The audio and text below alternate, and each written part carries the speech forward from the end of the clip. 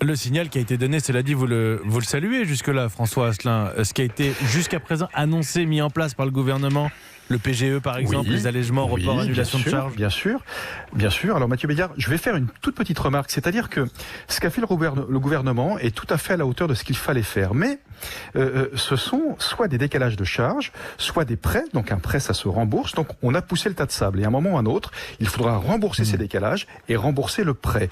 Vous avez des secteurs qui ont été victimes d'une fermeture administrative, ce sont les restaurateurs qui, eux, vont être exonérés de leurs charges. Et il faut le faire, c'est très bien. Pour autant, la situation, et c'est là où il faut éviter cette deuxième vague, eh bien, ne va pas s'améliorer pour ces entreprises qui ont décalé ce qu'elles doivent rembourser. C'est-à-dire que lorsqu'il faudra passer au remboursement et que vous sortirez rincé cette crise, eh bien, il faudrait éviter qu'il y ait une deuxième vague, effectivement, de défaillance, parce que là, effectivement, ça sera très compliqué, eh bien, pour relever la tête économique de notre pays. Et nous serons particulièrement vigilants, évidemment, François Asselin, vous le savez. Accueillons Eric au 3921. Eric, entrepreneur dans le 2e arrondissement de Paris. Bonjour. Oui, bonjour, je vous entends. Vous avez ouvert une salle d'arts martiaux, je vois sur ma petite fiche, au mois de juillet, donc il y a moins d'un an. Voilà. Aujourd'hui, vous êtes complètement à l'arrêt, j'imagine, Eric ? Complètement, et on ne sait pas du tout quand est-ce qu'on pourra reprendre, parce que nous sommes dans les sports de contact. Donc nous allons être le dernier wagon, vraisemblablement. Alors, sport de contact et sport en salle, de toute façon, vous pouvez oublier dans l'immédiat.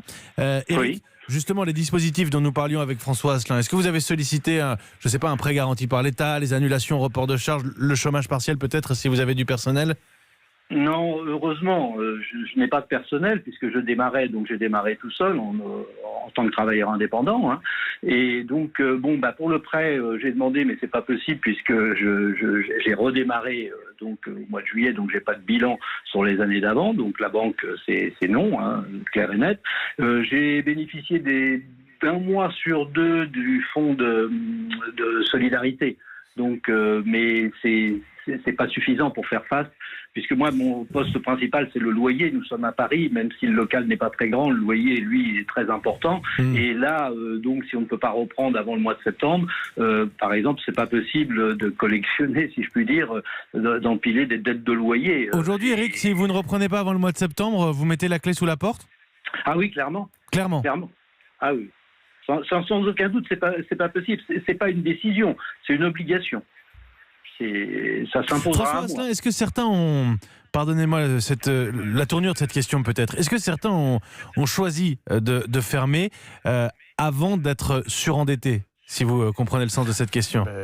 Vous savez, Eric est exactement dans cette position, c'est-à-dire qu'il se pose la question, si ça continue, que doit-il faire? Est-ce qu'il doit arrêter son activité avant de ne creuser un trou qu'il ne pourra pas remplir, ou s'il doit encore essayer de serrer les dents pour voir si ça passe? Donc c'est des questions aujourd'hui que se posent tous les entrepreneurs, qu'ils aient ou non d'ailleurs des salariés. Là, dans le cas d'Eric, eh bien, il a 0 recette. Par contre, ses dépenses ne se sont pas arrêtées.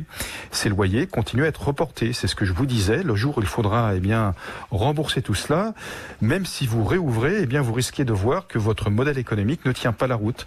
Donc, c'est effectivement des situations très angoissantes.